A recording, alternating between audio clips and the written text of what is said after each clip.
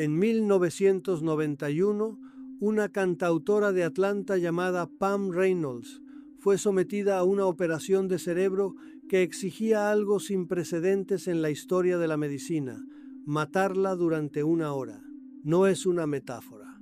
Para extirpar un aneurisma gigante en la base de su cráneo, el neurocirujano Robert Spetzler necesitaba drenar toda la sangre de su cabeza, detener su corazón con cloruro potásico y bajar la temperatura de su cuerpo hasta los 10 grados centígrados. Durante 60 minutos, Pam Reynolds no tuvo pulso, no tuvo respiración, no tuvo actividad cerebral. Los 3 monitores conectados a su cráneo marcaban una línea plana. Según todos los criterios médicos conocidos, Pam Reynolds estaba muerta, y sin embargo, cuando despertó, describió con precisión milimétrica todo lo que había ocurrido en el quirófano. Describió la sierra quirúrgica que abrió su cráneo. Dijo que parecía un cepillo de dientes eléctrico y que tenía unas ranuras intercambiables que le recordaban al estuche donde su padre guardaba las llaves de tubo. Los cirujanos confirmaron que la descripción era exacta. Describió una conversación entre el equipo médico sobre sus arterias femorales que eran demasiado pequeñas para el bypass. Esa conversación ocurrió, pero Pam tenía los ojos sellados con cinta adhesiva y llevaba unos auriculares que emitían clics a 95 decibelios directamente en sus tímpanos, precisamente para verificar que su cerebro no registraba ningún estímulo. No podía ver, no podía oír, no tenía cerebro funcionando, y sin embargo, vio y oyó. La triste realidad es que casos como el de Pam Reynolds no deberían existir según el modelo científico vigente. La neurociencia moderna sostiene que la conciencia es un producto del cerebro, que sin actividad neuronal no puede haber experiencia subjetiva, que cuando el electroencefalograma marca 0, simplemente no hay nadie en casa. Pero Pam Reynolds no solo estaba en casa. Según su propio testimonio, nunca había estado más despierta, más lúcida, más presente que durante aquellos minutos en que su cerebro era un órgano inerte flotando en un cráneo vacío de sangre. El cardiólogo Michael Sabom investigó el caso durante años y lo documentó en su libro Light and Death. Entrevistó a Pam Reynolds, entrevistó al doctor Spetzler, revisó los informes quirúrgicos, cruzó cada detalle que ella había proporcionado con los registros médicos, no encontró ni una sola inexactitud. Todo lo que Pam dijo haber visto desde fuera de su cuerpo coincidía con lo que los 20 profesionales presentes en el quirófano habían presenciado. La BBC produjo un documental sobre el caso titulado The Day I Died. Pam Reynolds se convirtió en el caso más documentado y más difícil de refutar de toda la literatura sobre experiencias cercanas a la muerte, pero cuidado con pensar que esto termina aquí. Pam Reynolds no solo describió el quirófano, también describió lo que vio cuando, según sus palabras, salió del túnel y llegó al otro lado. Vio a su abuela fallecida, que la llamaba por su nombre. Vio a su abuelo, a un tío, a otros familiares que habían muerto antes que ella. Dice que estaban hechos de luz, que la comunicación no era verbal sino instantánea, que sintió un amor tan intenso que no quería volver. Cuando su corazón empezó a fallar en la mesa de operaciones y los médicos luchaban por reanimarla, Pam vio cómo su tío la empujaba de vuelta hacia su cuerpo. Dice que la sensación fue como saltar a un lago helado. Pam Reynolds vivió 19 años más después de aquella operación. Murió en 2010, a los 53 años. Nunca cambió su testimonio, nunca dudó de lo que había vivido. El cardiólogo holandés Pim van Lommel lleva más de 3 décadas investigando lo que ocurre cuando el corazón se detiene. En el año 2001 publicó en The Lancet, una de las revistas médicas más prestigiosas del mundo, los resultados de un estudio que había durado 8 años e involucrado a 10 hospitales holandeses. De 344 pacientes que habían sufrido un paro cardíaco y habían sido reanimados, el 18% reportó haber tenido una experiencia cercana a la muerte. Pero entre todos los casos que Van Lommel documentó, hay uno que él mismo considera el más extraordinario de su carrera. Un hombre sufrió un infarto masivo y fue declarado clínicamente muerto. Durante los minutos que duró la reanimación, tuvo una experiencia fuera del cuerpo. Vio el quirófano desde arriba, vio a los médicos trabajando sobre su pecho, vio la luz al final de un túnel y en esa luz se encontró con dos figuras. Una era su abuela, fallecida años atrás.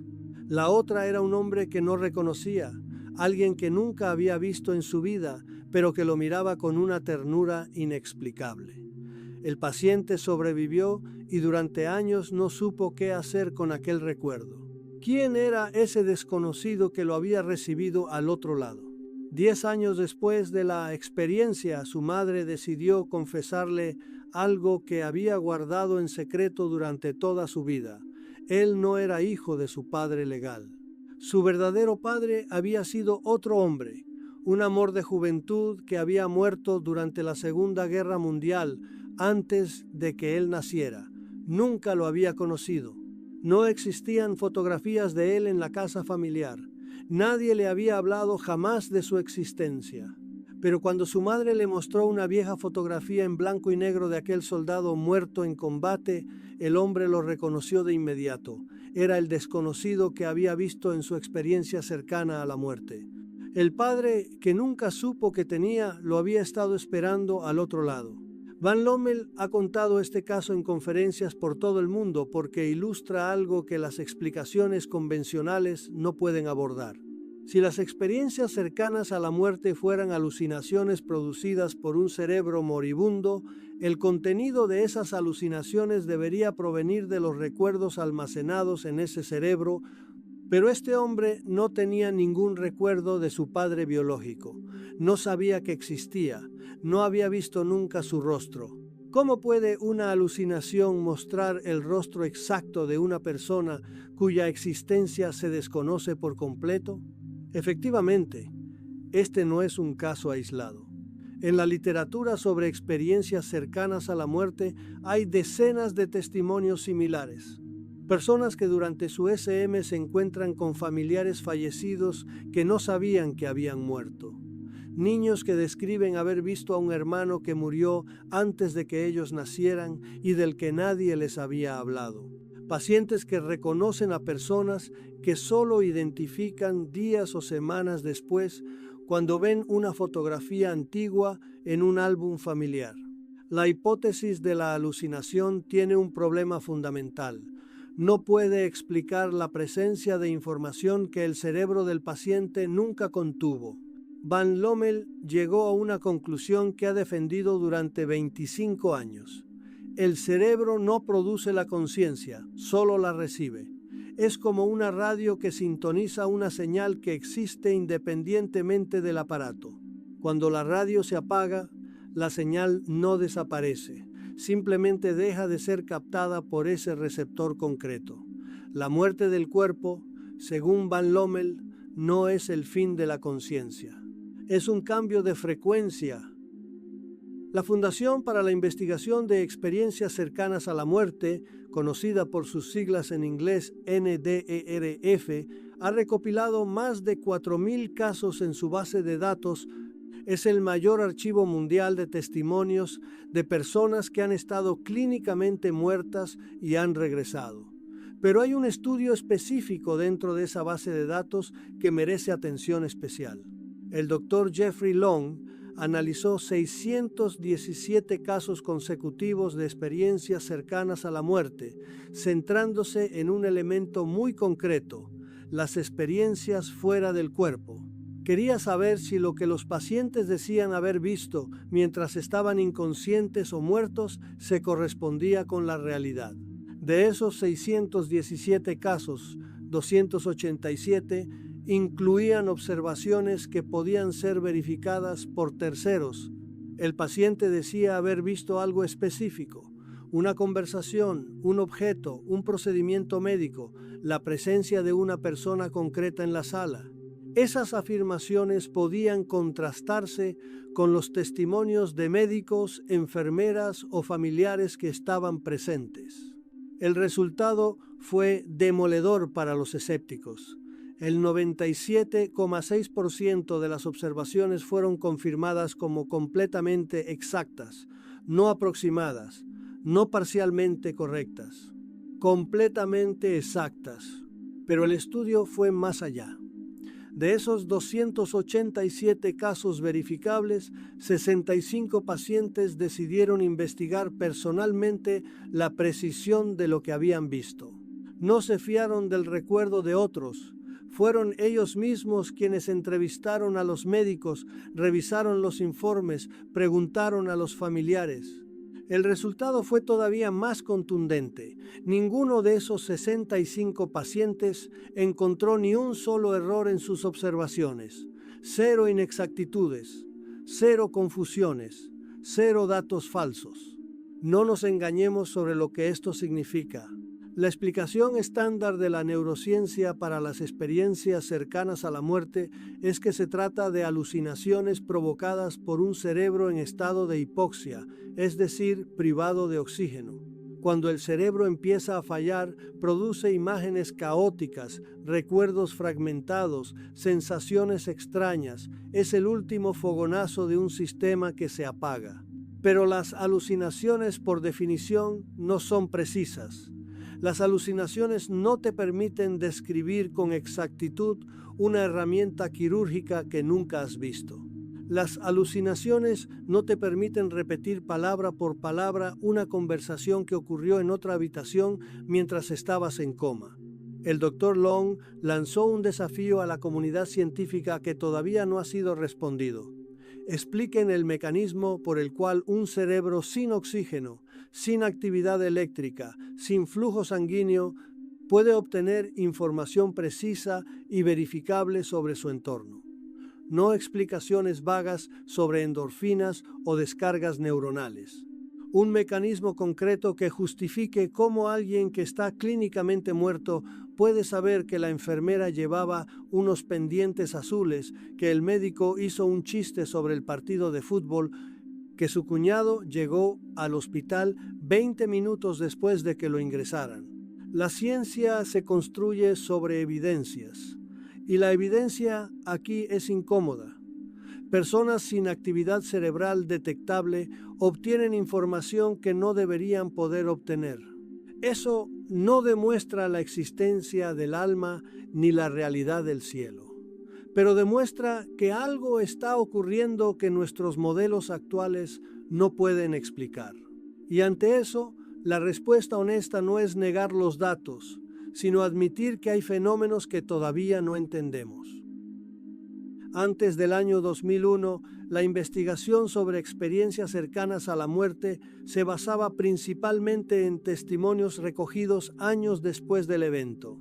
Alguien contaba lo que había vivido, el investigador lo anotaba, pero no había forma de verificar el estado médico exacto del paciente en el momento de la experiencia. ¿Estaba realmente en paro cardíaco o solo inconsciente? ¿Había actividad cerebral residual o el electroencefalograma estaba plano? Sin esos datos, los escépticos siempre podían argumentar que el paciente no había estado verdaderamente muerto, que su cerebro seguía funcionando de alguna manera, que la experiencia había ocurrido antes o después del momento crítico.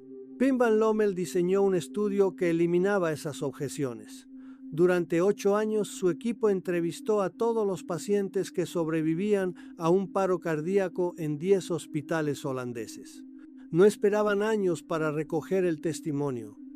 Lo hacían en los primeros días tras la reanimación, cuando el recuerdo estaba fresco, y lo cruzaban con los registros médicos completos, electrocardiogramas, electroencefalogramas, informes de los equipos de reanimación. Sabían exactamente cuánto tiempo había durado el paro, qué medicamentos se habían administrado, cuál era el estado neurológico del paciente en cada momento. De 344 pacientes que sobrevivieron a un paro cardíaco, 62 reportaron algún tipo de experiencia durante el tiempo que estuvieron clínicamente muertos. Eso es el 18%. No todos tuvieron la experiencia completa con túnel, luz y encuentro con fallecidos. Algunos solo recordaban una sensación de paz profunda, otros solo la experiencia de flotar fuera del cuerpo. Pero 41 de ellos, el 12% del total, describieron experiencias profundas que incluían varios de los elementos característicos: la salida del cuerpo, el túnel, la luz, el encuentro con seres queridos muertos, la revisión de su vida entera en un instante. Lo que Van Lommel buscaba era identificar qué diferenciaba a los pacientes que tenían experiencias de los que no las tenían. Probó todas las hipótesis obvias. ¿Era la falta de oxígeno? No. Todos los pacientes en paro cardíaco sufren hipoxia cerebral, pero solo el 18% tiene experiencias cercanas a la muerte. Si la causa fuera la hipoxia, todos deberían tenerlas. ¿Eran los medicamentos? No. No había correlación entre los fármacos administrados durante la reanimación y la presencia o ausencia de experiencias. ¿Era el miedo a la muerte? No. Pacientes que no sabían que estaban en peligro tuvieron experiencias igual que los que sí lo sabían. ¿Era la religiosidad previa? No. Ateos y creyentes reportaban experiencias en proporciones similares. Van Lommel no encontró ningún factor fisiológico, farmacológico, psicológico o demográfico que explicara por qué unos pacientes tenían experiencias y otros no. El estudio se publicó en The Lancet en diciembre de 2001 y provocó un terremoto en la comunidad médica. Por primera vez, una revista científica de primer nivel admitía que había algo en las experiencias cercanas a la muerte que los modelos actuales no podían explicar. Van Lommel fue claro en sus conclusiones. Si la conciencia fuera simplemente un producto del cerebro, debería cesar cuando el cerebro deja de funcionar. Pero el 18% de sus pacientes demostraba que eso no siempre ocurre.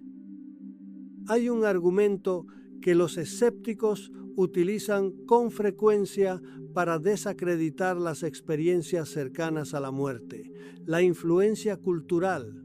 Según esta teoría, las personas que tienen estas experiencias están reproduciendo inconscientemente imágenes que han absorbido de películas, libros, programas de televisión o enseñanzas religiosas. El túnel de luz, el encuentro con familiares muertos, la sensación de paz, todo eso forma parte del imaginario colectivo occidental. No es extraño, dicen, que un cerebro moribundo recurra a esas imágenes almacenadas para construir una alucinación consoladora. El problema con esta teoría es que no explica las experiencias de los niños muy pequeños.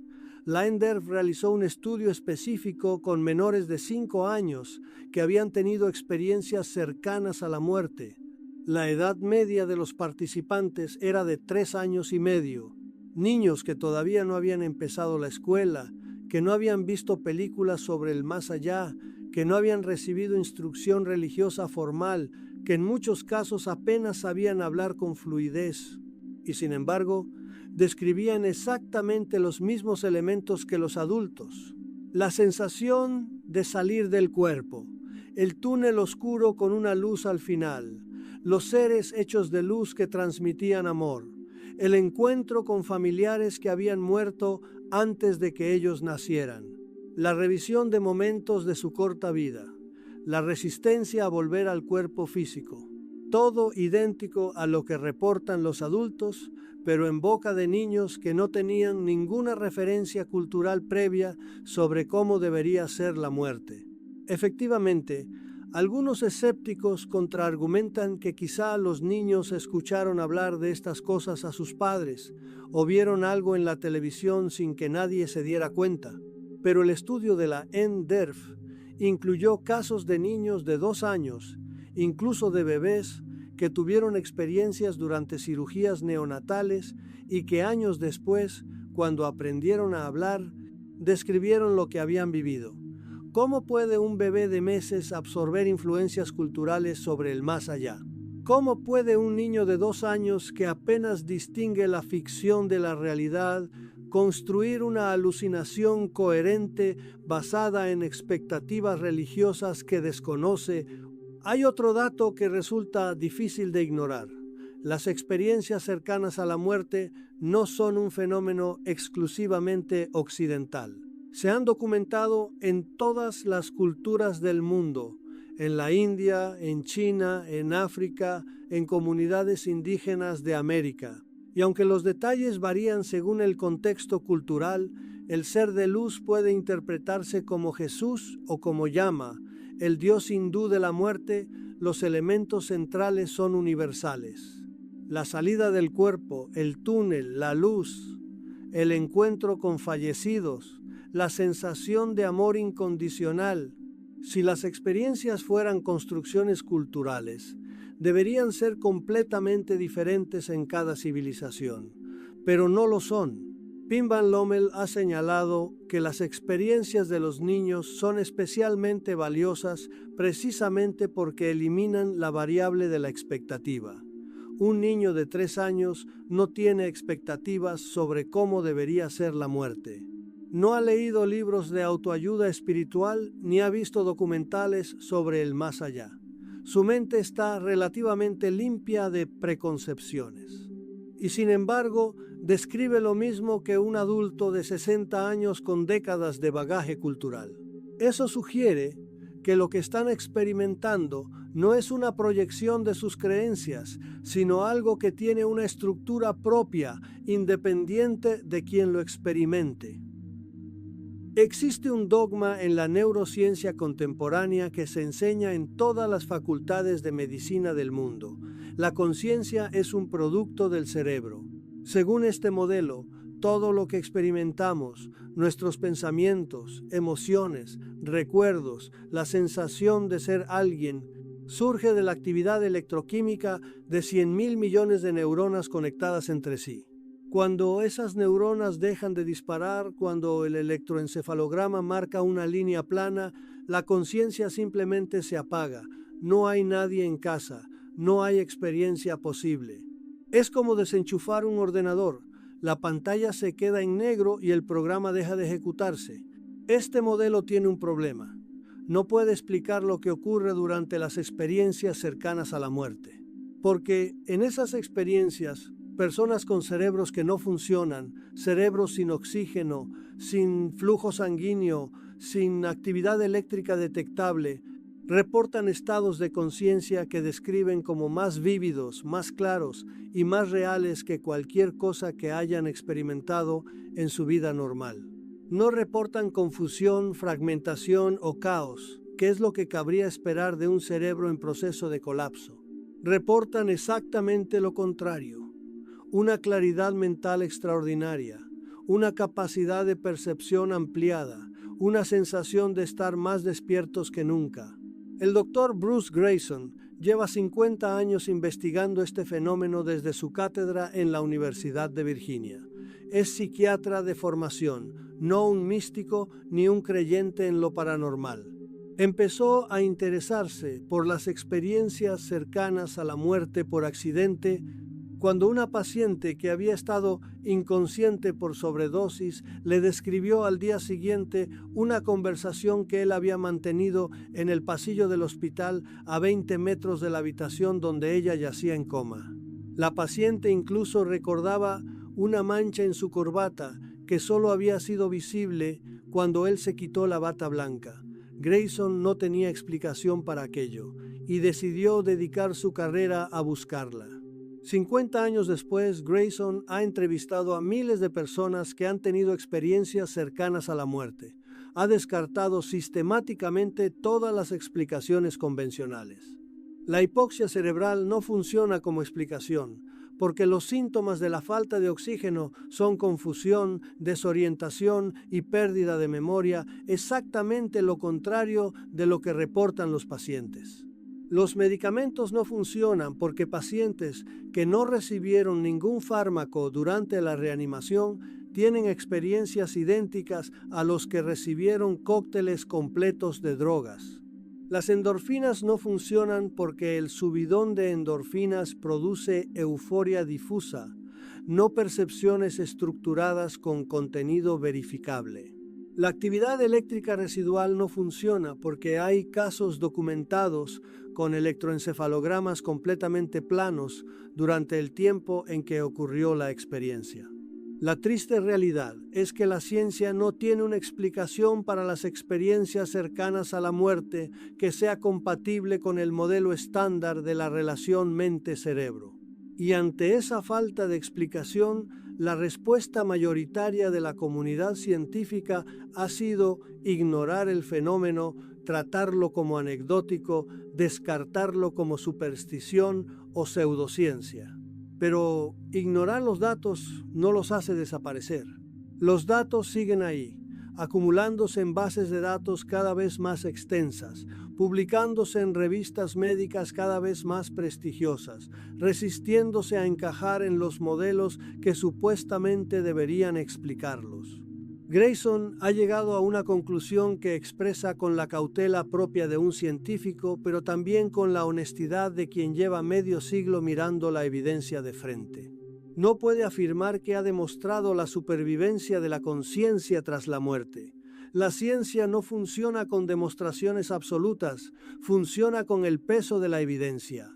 Pero sí puede afirmar que la evidencia apunta fuertemente en una dirección que la neurociencia convencional no quiere mirar. La posibilidad de que la conciencia no sea producida por el cerebro, sino simplemente canalizada por él. El cerebro sería entonces algo parecido a un receptor de televisión. Cuando el televisor se estropea, la imagen desaparece de la pantalla, pero la señal sigue existiendo.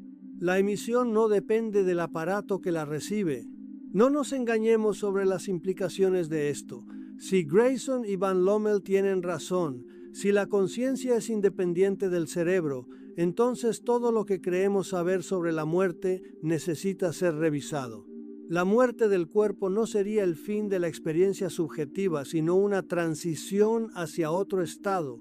Los materialistas dirán que esto es pensamiento mágico, wishful thinking, el deseo humano de inmortalidad disfrazado de ciencia, pero los datos son los datos.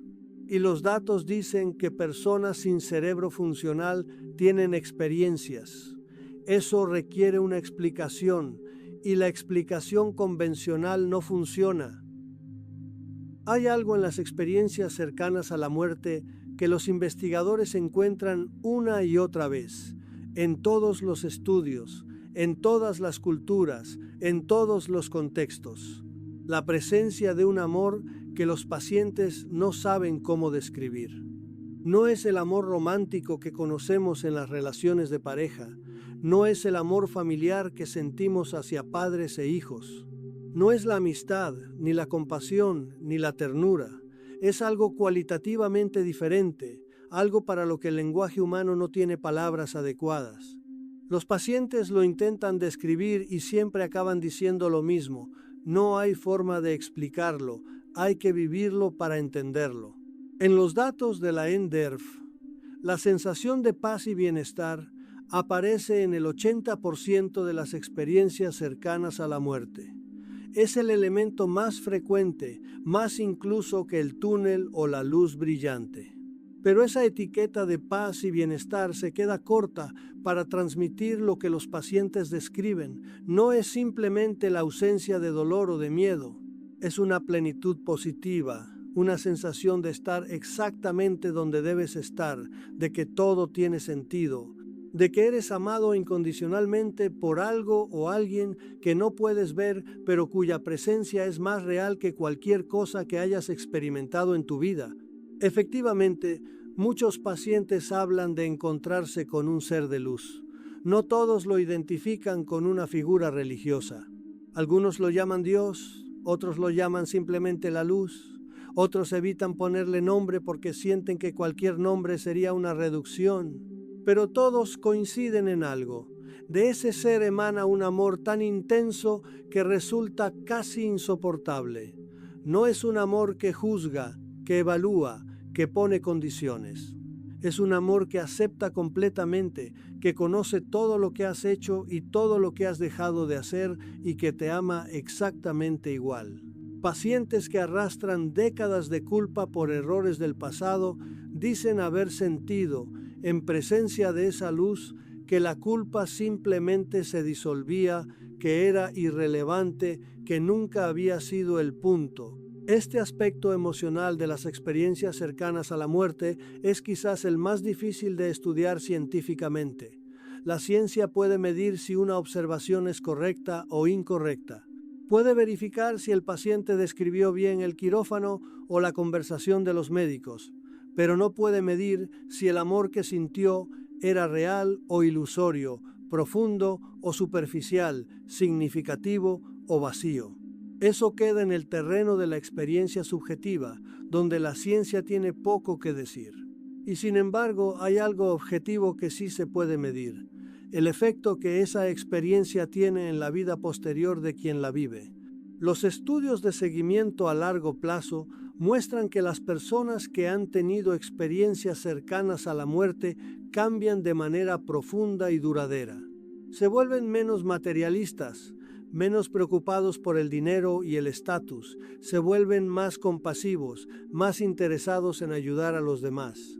Pierden el miedo a la muerte de una manera que sus familiares y amigos describen como notable, y muchos dicen que la experiencia fue el momento más importante de sus vidas, más importante que el nacimiento de sus hijos, que su boda, que cualquier logro profesional.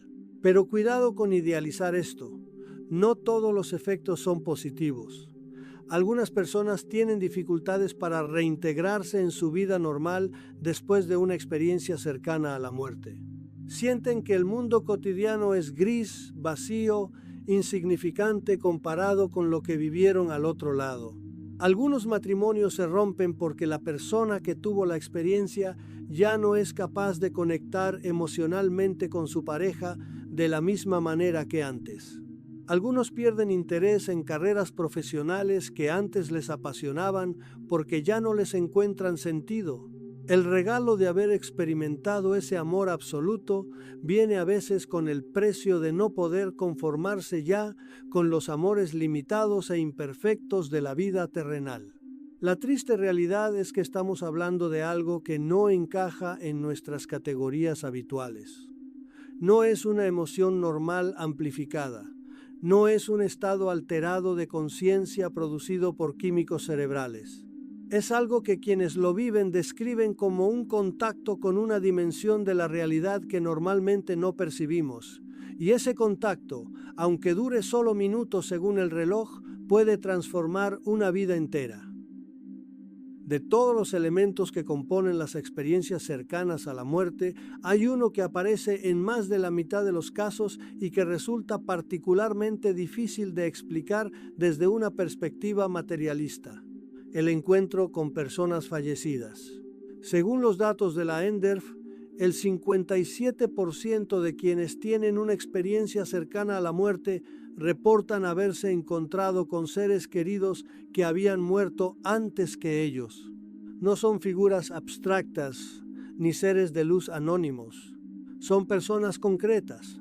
La madre que murió de cáncer hace 10 años, el abuelo que falleció cuando el paciente era niño, el hermano que murió en un accidente de tráfico. Los encuentros siguen un patrón consistente. Los fallecidos aparecen con un aspecto rejuvenecido y saludable, incluso cuando murieron ancianos o enfermos. La comunicación no es verbal, sino telepática. Los pensamientos se transmiten directamente, sin necesidad de palabras. La emoción predominante es el amor, un amor que los pacientes describen como incondicional, absoluto, sin ningún rastro de juicio o reproche. Y hay un mensaje que se repite en muchos testimonios: todavía no es tu momento, tienes que volver.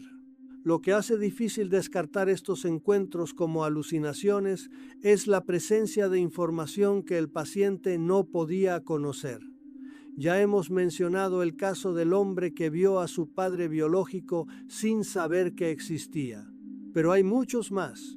Van Lommel documenta casos de pacientes que durante su experiencia vieron a personas que habían muerto recientemente, sin que nadie les hubiera comunicado todavía el fallecimiento. Una mujer vio a su mejor amiga durante su experiencia cercana a la muerte y le extrañó encontrarla allí porque la creía viva y sana. Cuando despertó, descubrió que su amiga había muerto en un accidente de coche pocas horas antes de que ella entrara en el quirófano.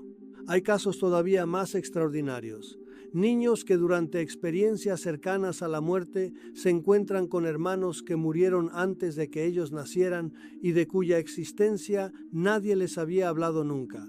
El doctor Melvin Morse, pediatra especializado en experiencias cercanas a la muerte en niños, documentó el caso de una niña que tras ser reanimada describió haberse encontrado con un hermano mayor que le dijo que la estaba esperando. Los padres se quedaron helados. Habían tenido un hijo que murió poco después de nacer, años antes de que la niña fuera concebida, y nunca le habían hablado de él. La triste realidad es que estos casos plantean un dilema incómodo para la visión materialista del mundo. Si las experiencias cercanas a la muerte son alucinaciones producidas por un cerebro moribundo, el contenido de esas alucinaciones debería provenir de los recuerdos almacenados en ese cerebro. Puedes alucinar con tu abuela porque tienes recuerdos de ella, pero no puedes alucinar con una persona cuya existencia desconoces por completo. No puedes alucinar con alguien que ha muerto hace 3 horas y nadie te ha informado de su muerte. La información tiene que venir de algún sitio. Y en estos casos, no puede venir del cerebro del paciente porque el cerebro del paciente no la contenía. Algunos escépticos argumentan que estos casos son fabricaciones, exageraciones o recuerdos falsos construidos después del hecho. Es una objeción legítima que hay que tomar en serio. Pero los investigadores han desarrollado protocolos para minimizar este problema. Las entrevistas se realizan lo antes posible tras la reanimación, antes de que el paciente tenga tiempo de reconstruir o embellecer su experiencia. Se cruzan los testimonios con registros médicos y declaraciones de familiares.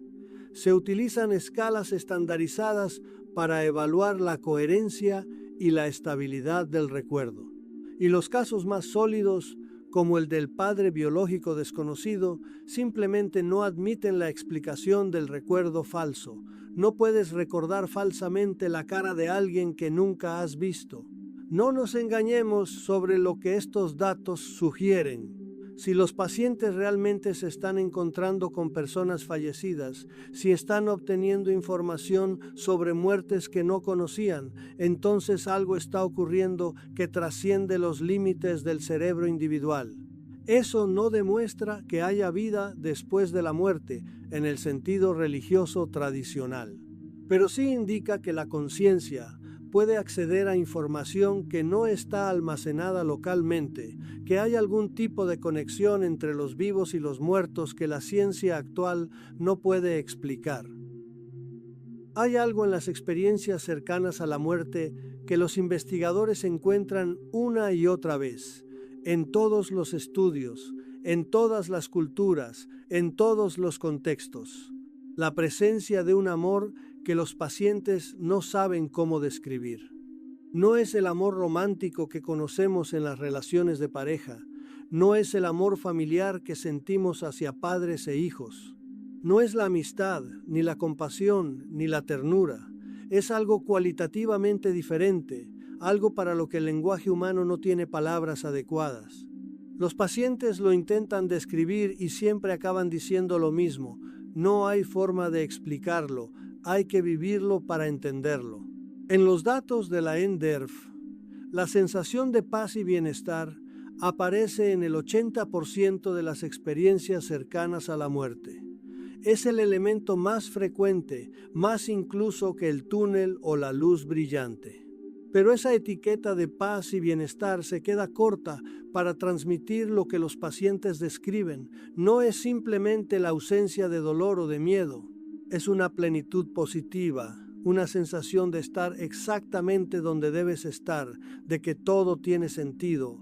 de que eres amado incondicionalmente por algo o alguien que no puedes ver, pero cuya presencia es más real que cualquier cosa que hayas experimentado en tu vida. Efectivamente, muchos pacientes hablan de encontrarse con un ser de luz. No todos lo identifican con una figura religiosa. Algunos lo llaman Dios, otros lo llaman simplemente la luz, otros evitan ponerle nombre porque sienten que cualquier nombre sería una reducción. Pero todos coinciden en algo. De ese ser emana un amor tan intenso que resulta casi insoportable. No es un amor que juzga, que evalúa, que pone condiciones. Es un amor que acepta completamente, que conoce todo lo que has hecho y todo lo que has dejado de hacer y que te ama exactamente igual. Pacientes que arrastran décadas de culpa por errores del pasado dicen haber sentido, en presencia de esa luz, que la culpa simplemente se disolvía, que era irrelevante, que nunca había sido el punto. Este aspecto emocional de las experiencias cercanas a la muerte es quizás el más difícil de estudiar científicamente. La ciencia puede medir si una observación es correcta o incorrecta. Puede verificar si el paciente describió bien el quirófano o la conversación de los médicos, pero no puede medir si el amor que sintió era real o ilusorio, profundo o superficial, significativo o vacío. Eso queda en el terreno de la experiencia subjetiva, donde la ciencia tiene poco que decir. Y sin embargo, hay algo objetivo que sí se puede medir: el efecto que esa experiencia tiene en la vida posterior de quien la vive. Los estudios de seguimiento a largo plazo muestran que las personas que han tenido experiencias cercanas a la muerte cambian de manera profunda y duradera. Se vuelven menos materialistas, menos preocupados por el dinero y el estatus, se vuelven más compasivos, más interesados en ayudar a los demás. Pierden el miedo a la muerte de una manera que sus familiares y amigos describen como notable, y muchos dicen que la experiencia fue el momento más importante de sus vidas, más importante que el nacimiento de sus hijos, que su boda, que cualquier logro profesional. Pero cuidado con idealizar esto. No todos los efectos son positivos. Algunas personas tienen dificultades para reintegrarse en su vida normal después de una experiencia cercana a la muerte. Sienten que el mundo cotidiano es gris, vacío, insignificante comparado con lo que vivieron al otro lado. Algunos matrimonios se rompen porque la persona que tuvo la experiencia ya no es capaz de conectar emocionalmente con su pareja de la misma manera que antes. Algunos pierden interés en carreras profesionales que antes les apasionaban porque ya no les encuentran sentido. El regalo de haber experimentado ese amor absoluto viene a veces con el precio de no poder conformarse ya con los amores limitados e imperfectos de la vida terrenal. La triste realidad es que estamos hablando de algo que no encaja en nuestras categorías habituales. No es una emoción normal amplificada. No es un estado alterado de conciencia producido por químicos cerebrales. Es algo que quienes lo viven describen como un contacto con una dimensión de la realidad que normalmente no percibimos. Y ese contacto, aunque dure solo minutos según el reloj, puede transformar una vida entera. Entre los elementos que aparecen en las experiencias cercanas a la muerte, hay uno que resulta particularmente inquietante: la revisión de vida. Aproximadamente 1 de cada 5 pacientes que tiene una experiencia cercana a la muerte reporta haber visto su vida entera desplegarse ante ellos, desde el nacimiento hasta el momento presente, en lo que parece ser un instante. No es un resumen ni una selección de momentos destacados. Es todo, cada día, cada conversación, cada decisión, cada pensamiento. Una vida entera comprimida en un instante de tiempo subjetivo que sin embargo contiene todos los detalles. Lo que hace única a esta revisión es la perspectiva desde la que se experimenta. Los pacientes no solo ven lo que hicieron, sienten lo que los demás sintieron como consecuencia de sus acciones. Si en algún momento de tu vida insultaste a alguien, durante la revisión no solo recuerdas el insulto, sientes exactamente lo que esa persona sintió al recibirlo. La humillación, el dolor, la rabia, la tristeza, todo eso te atraviesa como si fuera tuyo. Y lo mismo ocurre con los momentos de bondad. Si consolaste a alguien que lloraba, sientes el alivio y la gratitud que esa persona experimentó gracias a ti. El doctor Raymond Moody, que acuñó el término experiencia cercana a la muerte en su libro de 1975, recogió docenas de testimonios sobre este fenómeno. Un paciente le describió la experiencia con estas palabras: cada segundo de mi vida estaba allí, incluso los que había olvidado por completo, y junto a cada momento veía sus consecuencias, las ondas que había generado en las vidas de otros, para bien y para mal. Otro paciente dijo: entendí que nada se pierde, que cada pequeño acto de amabilidad y cada pequeña crueldad quedan registrados en algún sitio y tienen efectos que no podemos ver. Efectivamente, la revisión de vida no parece funcionar como un juicio en el sentido religioso tradicional. No hay una figura de autoridad que señale lo que hiciste mal y dicte una sentencia. El proceso es más parecido a una toma de conciencia total e instantánea. Ves todo lo que fuiste, sientes todo lo que causaste y entiendes las conexiones que no podías ver mientras estabas vivo. Algunos pacientes dicen que la presencia del ser de luz estaba con ellos durante la revisión, pero no juzgando, sino acompañando, como si el propósito no fuera castigar ni premiar, sino simplemente comprender. Hay algo en estos testimonios que resulta difícil de encajar con la hipótesis de la alucinación. Una alucinación producida por un cerebro moribundo tendría que recurrir a los recuerdos almacenados en ese cerebro. Pero muchos pacientes reportan haber visto durante la revisión momentos que habían olvidado por completo, recuerdos de la primera infancia que no conservaban conscientemente, detalles triviales de días que no tenían ninguna razón para recordar. ¿Cómo puede una alucinación mostrar recuerdos que el propio cerebro ya no contiene de forma accesible? La explicación convencional es que esos recuerdos estaban almacenados en algún nivel profundo del cerebro y la experiencia cercana a la muerte simplemente los hizo accesibles. Es posible. La memoria es un fenómeno complejo y hay evidencia de que almacenamos mucha más información de la que podemos recuperar conscientemente. Pero esta explicación no aborda el otro aspecto de la revisión: la capacidad de sentir lo que otros sintieron. Eso no puede estar almacenado en tu cerebro porque nunca estuvo en tu cerebro. Tú no experimentaste la humillación de la persona a la que insultaste. Esa experiencia ocurrió en otro cerebro, en otra mente, y sin embargo, durante la revisión accedes a ella como si fuera tuya. No nos engañemos sobre lo que esto sugiere si tomamos los testimonios en serio. Sugiere que la separación que sentimos entre nosotros y los demás, la barrera infranqueable entre tu experiencia subjetiva y la mía, puede no ser tan absoluta como creemos. Sugiere que de alguna manera estamos conectados a un nivel más profundo que el de las interacciones visibles.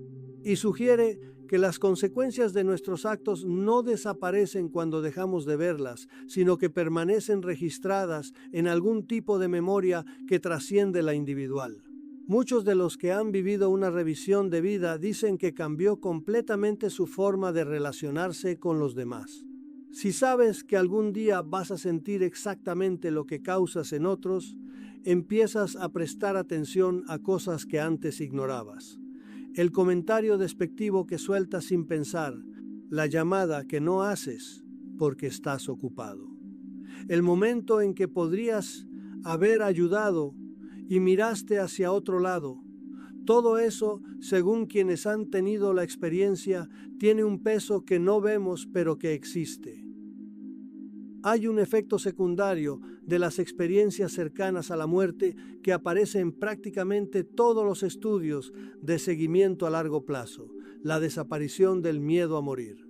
No es una reducción del miedo, ni una gestión más serena de la ansiedad ante la muerte. Es una transformación completa de la relación con la mortalidad. Personas que antes evitaban pensar en la muerte, que sentían pánico ante la idea de dejar de existir, que se despertaban a las 3 de la madrugada con el corazón acelerado pensando en el vacío que les esperaba, de pronto descubren que ese miedo ha desaparecido por completo. Y no porque hayan racionalizado el tema ni porque hayan encontrado consuelo en alguna creencia religiosa. Simplemente ya no hay miedo. Han estado allí y saben que no hay nada que temer. Pim Van Lommel realizó un seguimiento de sus pacientes durante 8 años después del estudio inicial publicado en The Lancet. Quería saber si los efectos de las experiencias cercanas a la muerte eran duraderos o si se desvanecían con el tiempo. Lo que encontró fue que los cambios no solo persistían, sino que en muchos casos se intensificaban. Los pacientes que habían tenido experiencias profundas mostraban, 8 años después, una reducción significativa del miedo a la muerte comparados con el grupo de control que había sufrido paros cardíacos sin experiencias asociadas. Pero no solo eso, también mostraban mayor interés por la espiritualidad, mayor aceptación de los demás, mayor aprecio por la vida cotidiana y menor interés por el estatus social y las posesiones materiales. Efectivamente, este cambio resulta paradójico a primera vista. Cabría esperar que alguien que ha estado a punto de morir desarrollara más miedo a la muerte, no menos. La experiencia de un paro cardíaco es traumática. Tu cuerpo falla, los médicos luchan por reanimarte, pasas días o semanas recuperándote en un hospital. Lógicamente, eso debería reforzar la conciencia de tu vulnerabilidad y aumentar la ansiedad ante la posibilidad de que vuelva a ocurrir. Y sin embargo, ocurre exactamente lo contrario, pero solo en quienes tuvieron experiencias cercanas a la muerte. Los pacientes que sufrieron paros cardíacos sin experiencias asociadas no muestran esa reducción del miedo. Lo que elimina el miedo no es haber estado cerca de la muerte, sino lo que se experimenta mientras está cerca de ella. Los pacientes lo explican de maneras diferentes, pero el mensaje de fondo es el mismo. Ya sé lo que hay, he visto el otro lado. Y no es algo que haya que temer. Es algo que casi desearía volver a experimentar. Muchos describen una resistencia a regresar al cuerpo, una sensación de que los estaban arrancando de un lugar donde querían quedarse. Algunos dicen que los primeros días después de la reanimación fueron difíciles precisamente porque echaban de menos aquella paz, aquella plenitud, aquel amor que habían experimentado brevemente y que ahora tenían que abandonar para volver a la vida ordinaria con sus problemas, sus dolores y sus limitaciones. La triste realidad es que esta transformación no siempre es fácil de integrar en la vida cotidiana. Familiares y amigos a veces no entienden el cambio. Un marido que de pronto deja de preocuparse por su carrera profesional y quiere dedicarse a trabajo voluntario puede parecer irresponsable a ojos de una esposa que sigue pensando en términos de hipotecas y planes de jubilación. Una madre que ya no tiene miedo a morir puede resultar desconcertante para unos hijos que necesitan sentir que ella se aferra a la vida tanto como ellos quieren que lo haga. El regalo de la experiencia cercana a la muerte viene envuelto en complicaciones que no aparecen en los titulares. Bruce Greyson ha documentado lo que él llama el problema de la reintegración. Muchos de los que han tenido experiencias cercanas a la muerte sienten que ya no encajan en el mundo al que han regresado. Los valores que antes compartían con su entorno ya no les parecen importantes. Las conversaciones que antes les interesaban ahora les parecen triviales. Sienten que han visto algo que los demás no han visto y que no pueden comunicar. Algunos desarrollan una sensación de aislamiento, de ser extranjeros en su propia vida.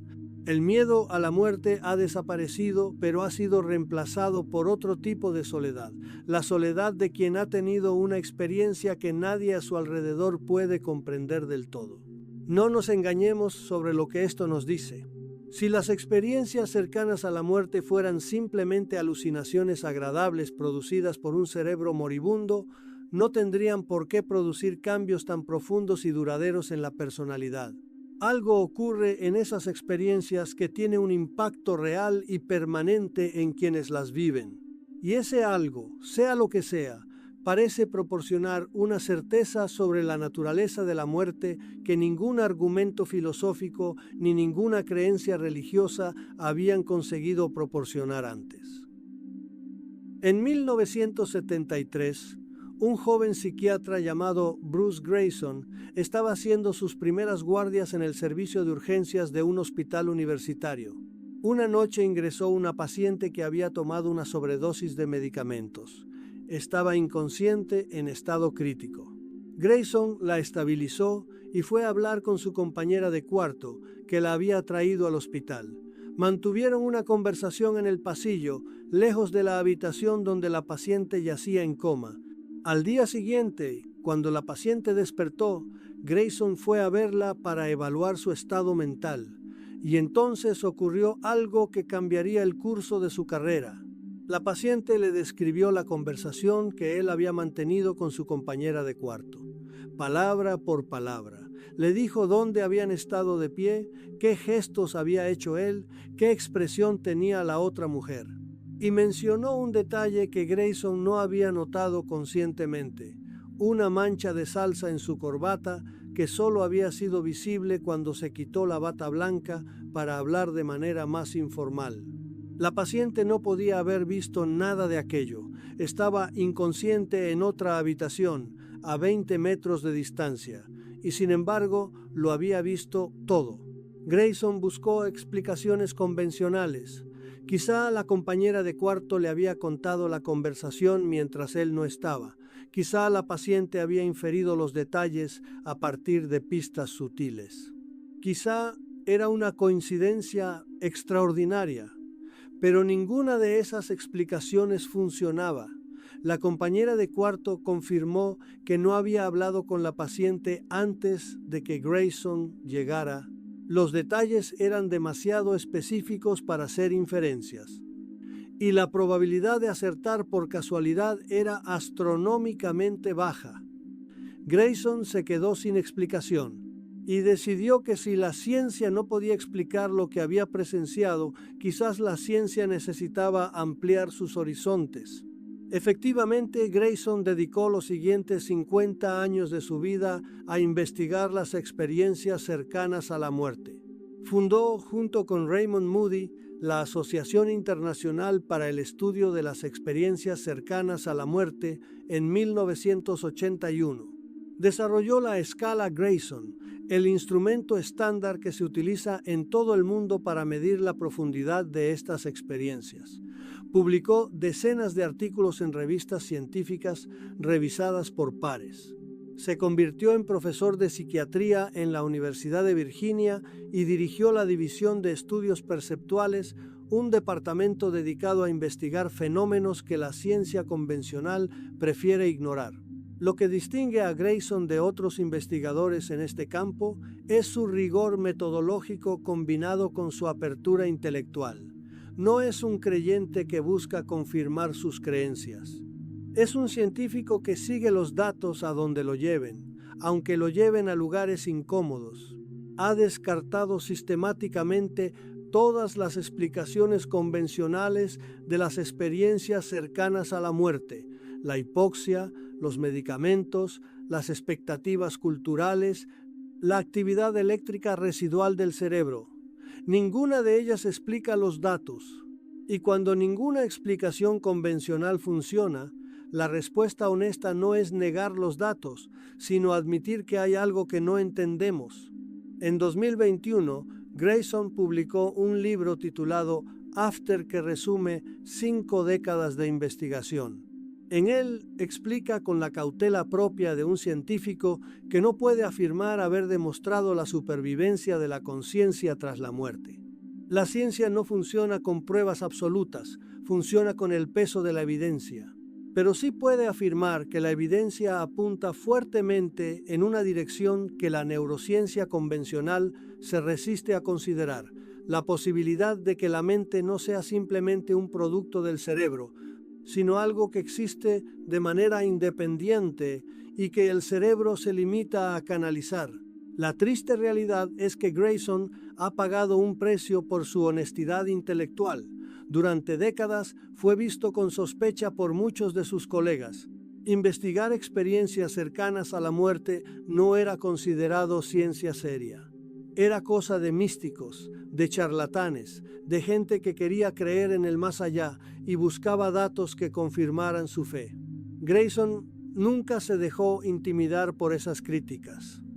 Siguió recogiendo datos, siguió publicando estudios, siguió presentando sus hallazgos en conferencias médicas donde muchos asistentes lo miraban con escepticismo. Hoy, a sus más de 80 años, es reconocido como una de las autoridades mundiales en un campo que él mismo ayudó a crear. Existe una resistencia profunda en el establishment científico a tomar en serio las experiencias cercanas a la muerte. No es una resistencia basada en los datos, porque los datos son sólidos y han sido publicados en revistas de primer nivel como The Lancet Resuscitation y Critical Care Medicine. Es una resistencia basada en las implicaciones. Si las experiencias cercanas a la muerte son reales, si la conciencia puede funcionar sin cerebro, si los pacientes realmente obtienen información verificable mientras están clínicamente muertos, entonces el modelo materialista de la mente, que domina la neurociencia desde hace 150 años, tiene un problema serio. El modelo materialista sostiene que la mente es lo que hace el cerebro. Toda experiencia subjetiva, todo pensamiento, toda emoción, toda sensación de ser alguien surge de la actividad de las neuronas. Cuando las neuronas dejan de funcionar, la mente desaparece. Es un modelo elegante, coherente con la física clásica y enormemente productivo. Ha permitido avances extraordinarios en neurología, psiquiatría y ciencias cognitivas. El problema es que las experiencias cercanas a la muerte no encajan en él, y cuando los datos no encajan en el modelo, la ciencia debería revisar el modelo. Lo que suele ocurrir, en cambio, es que se ignoran los datos. Bruce Grayson lo ha experimentado en primera persona durante 5 décadas. Cuenta que cuando presenta sus investigaciones en conferencias médicas, la reacción más frecuente no es el debate científico, sino el silencio incómodo. Los colegas cambian de tema, hacen chistes, sugieren que quizás debería dedicarse a algo más serio. Muy pocos se toman la molestia de revisar los estudios, examinar la metodología, proponer explicaciones alternativas. Es más fácil asumir que tiene que haber algún error en alguna parte, aunque nadie sepa decir cuál es ese error. Efectivamente, hay razones psicológicas para esta resistencia. Admitir que las experiencias cercanas a la muerte podrían ser reales significa admitir que hay aspectos fundamentales de la realidad que no entendemos. Significa cuestionar supuestos básicos sobre la naturaleza de la mente que la mayoría de científicos dan por sentados desde sus años de formación. Significa abrirse a la posibilidad de que tradiciones espirituales milenarias, descartadas como superstición por la ciencia moderna, pudieran contener algún núcleo de verdad. Para muchos científicos eso es simplemente demasiado. Prefieren asumir que los datos están equivocados antes que revisar sus creencias fundamentales sobre cómo funciona el universo. Pero cuidado con la otra cara de la moneda. El hecho de que la ciencia oficial sea reticente a estudiar las experiencias cercanas a la muerte no significa que todo lo que se dice sobre ellas sea verdad.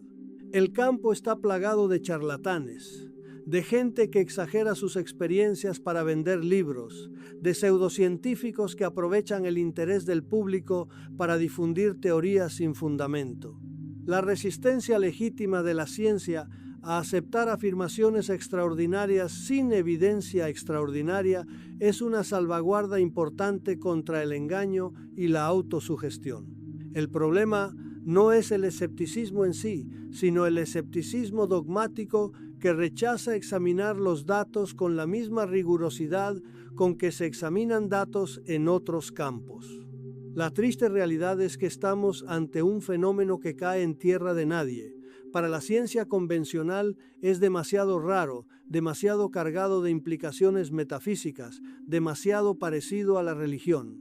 Para la religión es demasiado empírico, demasiado centrado en testimonios individuales, demasiado independiente de cualquier tradición doctrinal. Las experiencias cercanas a la muerte no encajan cómodamente en ningún marco establecido, y quizás por eso resultan tan interesantes, porque nos obligan a cuestionar los marcos que damos por sentados, a admitir que hay aspectos de la realidad que todavía no hemos cartografiado. No nos engañemos sobre lo que está en juego. No se trata solo de si hay vida después de la muerte en el sentido religioso tradicional. Se trata de qué es la conciencia, cómo se relaciona con el cerebro, qué significa estar vivo, qué significa morir. Estas son las preguntas más fundamentales que un ser humano puede hacerse. Y las experiencias cercanas a la muerte, sea cual sea su explicación última, nos proporcionan datos empíricos sobre esas preguntas que ningún otro fenómeno proporciona. Ignorar esos datos por incomodidad ideológica no es ciencia, es dogmatismo con bata blanca. Hay una pregunta que subyace a todo lo que hemos explorado y que probablemente es la razón por la que has llegado hasta aquí. No es una pregunta abstracta sobre la naturaleza de la conciencia ni sobre los límites de la neurociencia. Es una pregunta personal, íntima, que muchos llevan años sin atreverse a formular en voz alta. ¿Me recuerdan? Las personas que amé y que ya no están, mi madre, mi padre, mi hijo, mi esposa, ¿saben todavía que existo? ¿O el amor que compartimos se apagó cuando dejaron de respirar como una vela que se consume hasta la última gota de cera? Los testimonios de las experiencias cercanas a la muerte sugieren una respuesta que puede resultar consoladora o inquietante, según cómo se mire. Las personas que se encuentran con familiares fallecidos durante sus experiencias describen algo que no encaja con nuestra idea habitual del más allá como un lugar lejano y desconectado de los vivos. Los fallecidos parecen saber lo que ocurre aquí. Conocen eventos que sucedieron después de su muerte.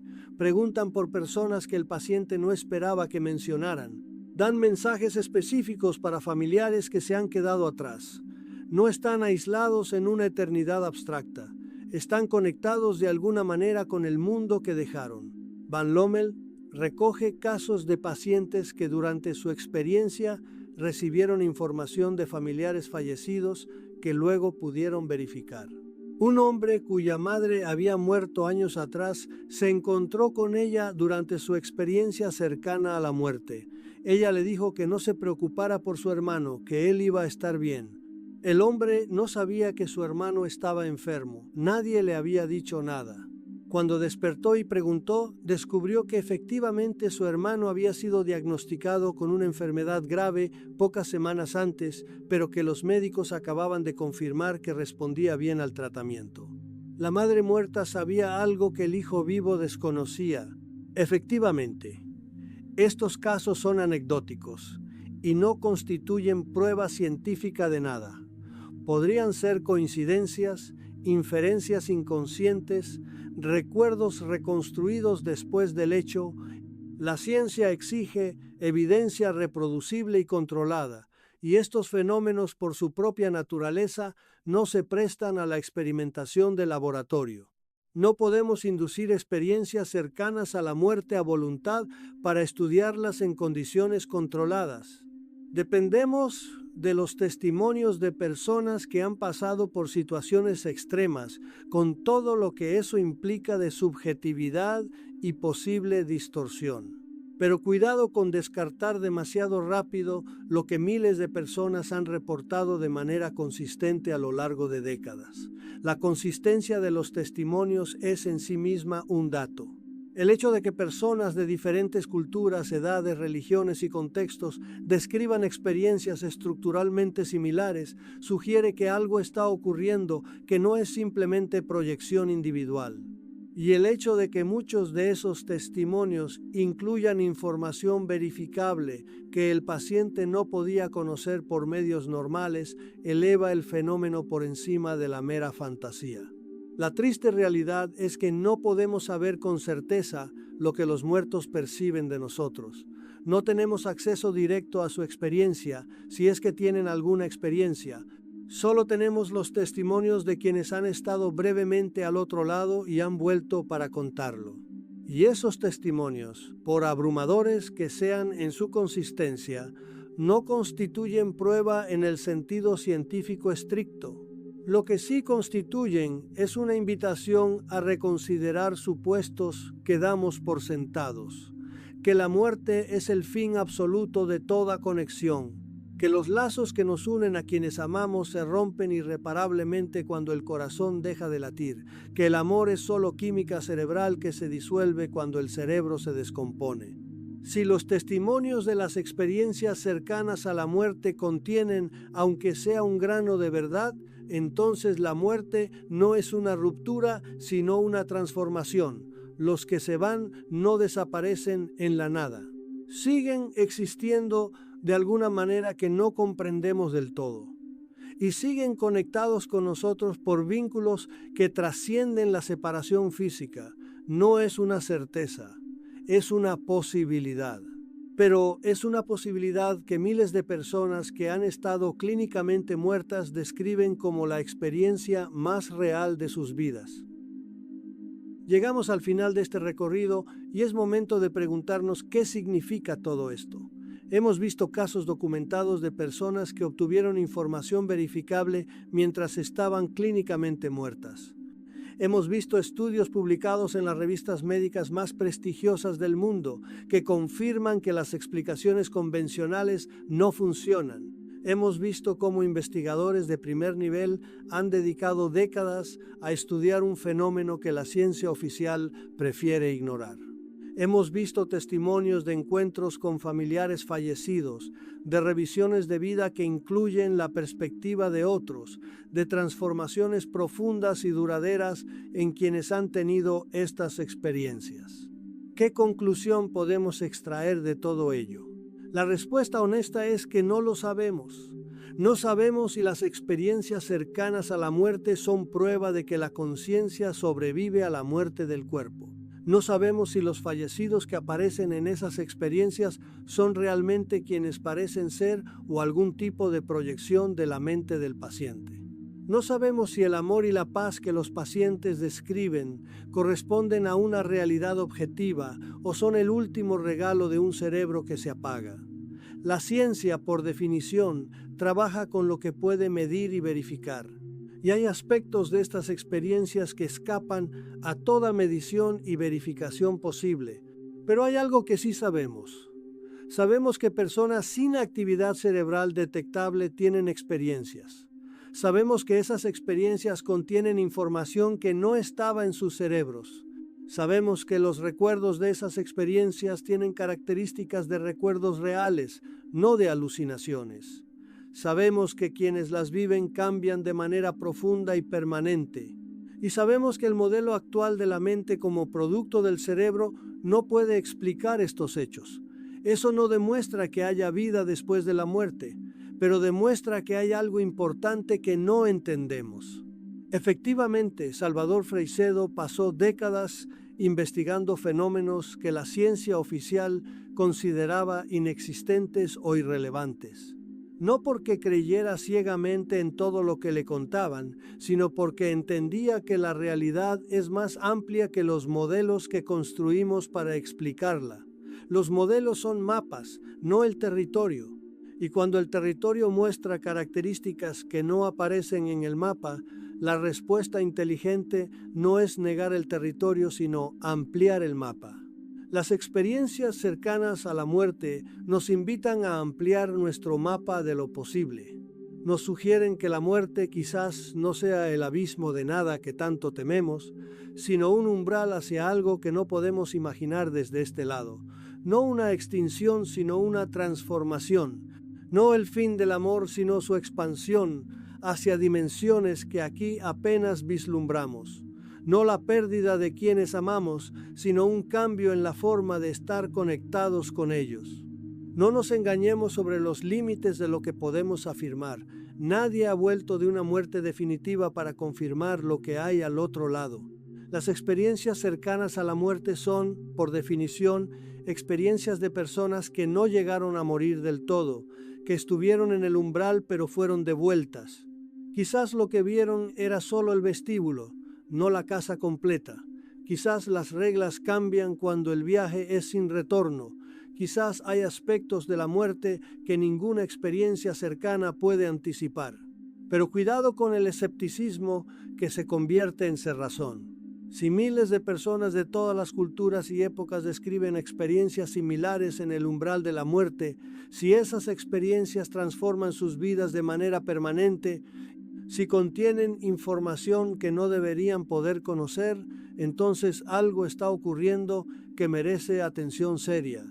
No fe ciega, no aceptación acrítica, pero sí la humildad de admitir que hay más cosas en el cielo y en la tierra de las que caben en nuestras teorías actuales. La muerte vendrá para todos nosotros. Es la única certeza absoluta de la existencia humana. Y ante esa certeza, las experiencias cercanas a la muerte ofrecen algo que ningún otro fenómeno ofrece: testimonios directos de personas que han cruzado parcialmente ese umbral y han vuelto para describir lo que vieron. Sus testimonios no son prueba científica de nada, pero son ventanas, rendijas de luz que se filtran desde el otro lado, y a través de esas rendijas lo que se ve no es oscuridad ni vacío, es luz, es amor, es el reencuentro con quienes nos precedieron. Puede que sea verdad, puede que sea ilusión, pero mientras no lo sepamos con certeza, esa posibilidad merece ser contemplada con la seriedad que merece todo lo que toca el corazón de lo que significa ser humano.